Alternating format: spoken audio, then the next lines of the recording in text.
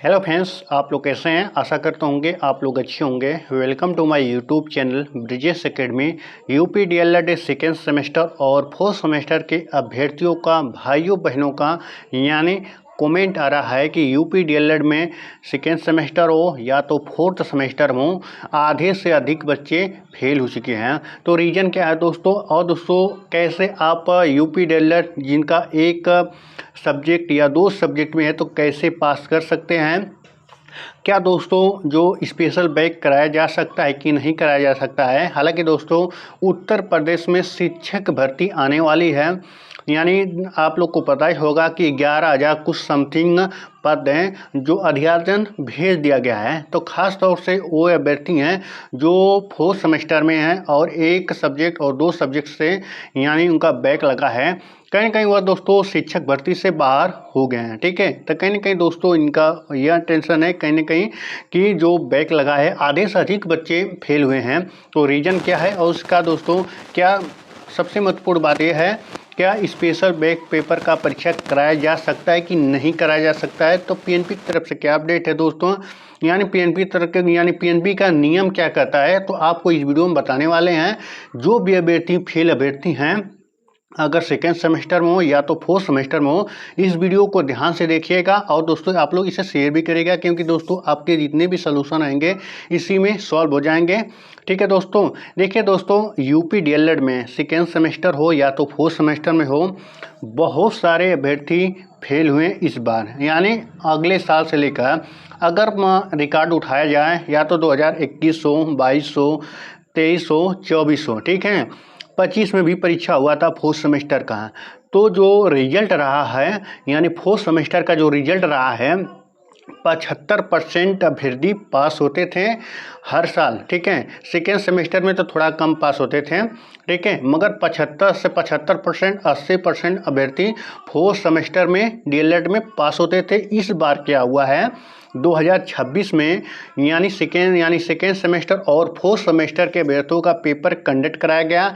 ठीक है, तो उसमें क्या हुआ है कि फोर्थ सेमेस्टर के जो अभ्यर्थी हैं उनका जो छात्र हैं रिजल्ट कहीं ना कहीं बहुत ही बुरा आया है। ठीक है, यानी कह सकते हैं कि 55%, ठीक है, 47 से 48% अभ्यर्थी पास है, वो क्या फेल हैं, यानी कह सकते हैं कि आधे से अधिक अभ्यर्थी फेल हैं। ठीक है, तो रीज़न दोस्तों आपको पता है कि देखिए दोस्तों रीज़न क्या है, जो पहले पीएनपी सचिव रहते थे, ठीक है, तो जो इतना स्टिक कापी जांचने का रहता था तो उतना वो रहता नहीं था। इस बार क्या हुआ, तो आप देखिए मूल्यांकन का एक नोटिस आया था, बाकायदे नोटिस निकाला गया था कैसे कैसे मूल्यांकन करना है, कितने कितने नंबर देना है। ठीक है, तो उसी मूल्यांकन के हिसाब से अंदाजा लगा सकते हैं कि कैसे कापी चेक होगी। ठीक है, तो कहीं ना कहीं दोस्तों बहुत सारे अभ्यर्थी तो फेल तो हो चुके हैं। हालांकि दोस्तों देखिए पास होने का दो ही रास्ते हो सकते हैं। ठीक है, देखिए दो रास्ते कौन से हैं। हालांकि दोस्तों जो देखिए दोस्तों बहुत सारे ऐसे अभ्यर्थी हैं जिनका सेकेंड सेमेस्टर हो या तो फोर्थ सेमेस्टर हो, चार सब्जेक्ट में बैक लगा है, 4 सब्जेक्ट का मतलब फेल हुए हैं। कहीं ना कहीं उनका तो ईयरली है, तो संभवतः उसका तो स्क्रूटनी तो फॉर्म भी नहीं भरा जाएगा, चारों का तो नहीं भरा जाएगा, 2 का भरा जाएगा। और एक बात और है, जो फोर्थ सेमेस्टर के अभ्यर्थी हैं, ठीक है, तो कहीं ना कहीं ये मांग, बहुत सारे कमेंट आए हैं कि यह मांग उठा रहे हैं कि जो फोर्थ सेमेस्टर का जो पेपर बैक लगा है, यानी एक स्पेशल बैक पेपर का यानी आयोजन किया जाए, परीक्षा कराई जाए। जो अभी अभ्यर्थी हैं फेल हैं एक यानी एक विषय में, 2 विषय में, कहीं न कहीं वह पास होकर आगामी शिक्षक भर्ती में सम्मिलित हो जाएं। तो क्या यह संभव है? देखिए दोस्तों संभव बिल्कुल है। ठीक है, एक बार क्या हुआ था 2018 में एक भर्ती आया था 69,000 शिक्षक भर्ती, जिसमें डीएलएड वाले भी शामिल थे और बीएड वाले भी शामिल थे। 2000 बीटीसी 2015 का बैच था उस टाइम दोस्तों, 2018 में, ठीक है, 2000 समथिंग 18 की 19 में उनका रिजल्ट आया। ठीक है, और 69,000 शिक्षक भर्ती आने वाली थी। क्या बताएं दोस्तों कि उसमें 2 माह के अंदर में परीक्षा भी कराया गया और यानी स्पेशल कह सकते हैं कि जल्दबाजी में। देखिए इसको कराने के लिए बहुत सारे अभ्यर्थी थे, लखनऊ SERT में पहुँचे, जो संस्था एक है लखनऊ में, उससे मान्यता मिलती है। हालांकि वहाँ पर प्रत्यावर्तन लिए गए। उसके बाद पीएनपी में परीक्षा लिया और बहुत सारे अभ्यर्थी इसमें पास भी हुए थे और शिक्षक भर्ती में बैठे भी और टीचर भी बने। ठीक है, तो इस बार हो सकता है कि नहीं हो सकता है।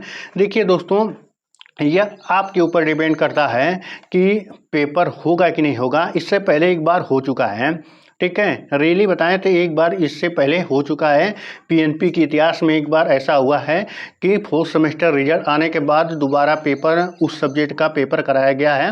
उसमें सभी को मौका दिया गया था, जितने भी बैच के थे, जैसे कि 2015 के बैच, 2014 के भी थे, 13 के भी थे। ठीक है, कहीं ना कहीं उनका भी बैक लगा होगा फोर्थ सेमेस्टर में, उनको भी मौका मिला था। कहीं ना कहीं वो व्यक्ति पास भी होते और कुछ, हाँ देखिए एक बात और है, अगर उनको 3 अटेम्प्ट मिल रहा है तो उस समय 2 महीने के बाद पेपर हुआ तो वह 1 अटेम्प्ट खत्म हो गया। ठीक है, यानी 2 अटेम्प्ट हो गया। कहने का मतलब नहीं है कि हम अगले साल देंगे तभी हमारा काउंट किया जाएगा।